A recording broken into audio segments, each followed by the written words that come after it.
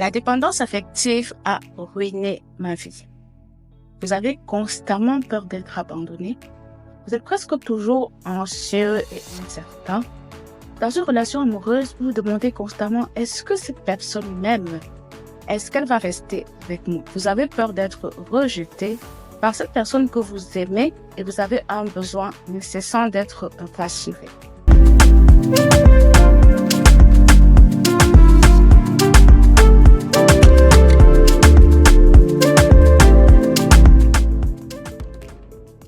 Bonjour à tous et bienvenue sur Mental Science, la chaîne YouTube qui vous parle de santé mentale et d'éducation culturelle. Si vous considérez que votre bonheur dépend uniquement de votre partenaire et que votre vie ne vaut pas la peine d'être vécue sans cette personne, il se pourrait que ce soit des signes de ce qu'on appelle une dépendance affective. Dans la société actuelle où les médias sociaux règnent en maître, et où les relations sont souvent définies par des likes, des commentaires et des partages, nous sommes devenus de plus en plus dépendants d'une validation externe pour nous sentir entiers. C'est là qu'intervient la dépendance affective, un phénomène par lequel nous lions notre valeur personnelle à l'approbation des autres, sacrifiant ainsi notre autonomie émotionnelle et notre bonheur personnel. La dépendance affective est un problème central qui touche un grand nombre de personnes, entraînant souvent une détresse émotionnelle, des relations malsaines et un manque d'identité personnelle. Lorsque nous dépendons trop des autres pour obtenir une validation émotionnelle, nous sommes pris au piège dans un cercle vicieux de satisfaction et d'insatisfaction, perdant ainsi le contact avec nos propres besoins. Et cela peut se manifester de différentes manières.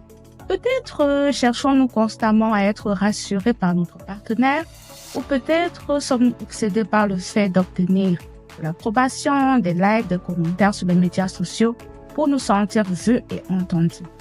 Quoi qu'il en soit, la dépendance affective peut entraîner un sentiment perpétuel de vide et de déconnexion par rapport à soi-même. C'est un mécanisme d'adaptation, un moyen d'éviter de faire face à notre propre inconfort émotionnel et à notre incertitude quant à l'amour que l'autre nous porte. C'est également un moyen d'engourdir temporairement la douleur liée au sentiment d'inadéquation, de manque d'amour ou d'indignité. Mais le problème, c'est qu'il s'agit d'une solution temporaire qui, en fin de compte, perpétue le problème, nous laissant encore plus anxieux que nous l'étions avant. Nous sommes encore moins sûrs de nous et plus perdus que jamais. Nous confondons souvent la dépendance affective avec l'amour, pensant que le fait d'avoir besoin des autres équivaut à être aimé et valorisé. Or, le véritable amour et le respect ne peuvent s'épanouir que lorsque nous sommes des individus émotionnellement entiers et indépendants. Lorsque nous dépendons des autres pour obtenir une validation émotionnelle, nous sacrifions notre autonomie, notre voix et notre liberté. Maintenant, la dépendance affective se développe pour diverses raisons, qu'elles soient culturelles, psychologiques ou même socio-économiques. Peut-être avez-vous grandi dans un environnement où votre valeur personnelle était liée à vos réalisations, ou peut-être encore vous avez subi un traumatisme qui vous a conduit à rechercher constamment une validation externe pour faire face à la douleur du rejet. Quelle qu'en soit la raison, il est essentiel de reconnaître que la dépendance affective n'est pas un défaut. C'est un mécanisme d'adaptation qui n'est pas approprié et qui peut être sur nous. L'un des exemples les plus courants de dépendance affective est la peur du célibat.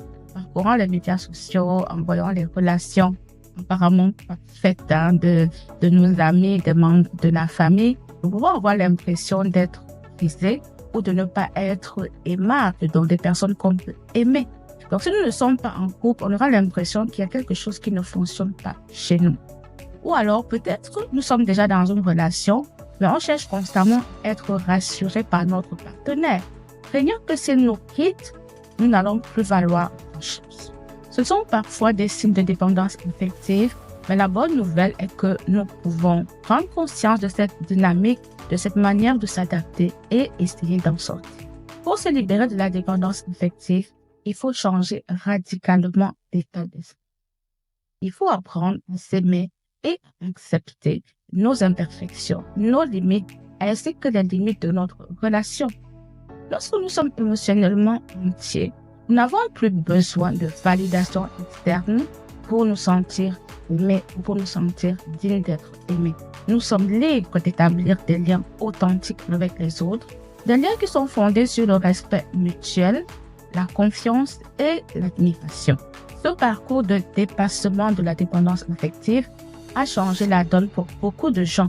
Et très souvent, ils partagent leur expérience avec vous sur les réseaux sociaux, dans des livres, parce que quand ils arrivent à se libérer, ils sont capables de s'ouvrir à des relations plus saines, à une plus grande intelligence émotionnelle et à un sens plus profond de l'objectif et de l'accomplissement.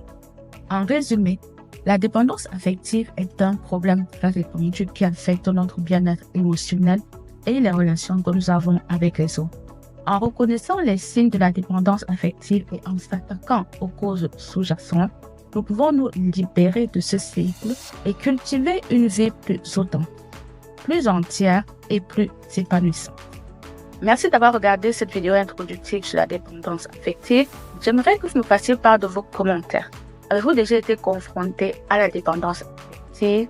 Et si c'est le cas, comment l'avez-vous surmonté? Partagez vos expériences dans les commentaires. Posez-moi des questions.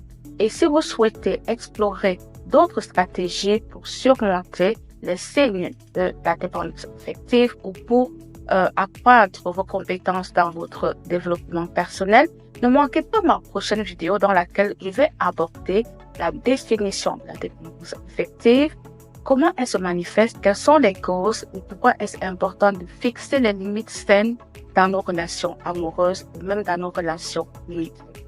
Je vous dis donc très bientôt pour la suite de cette série sur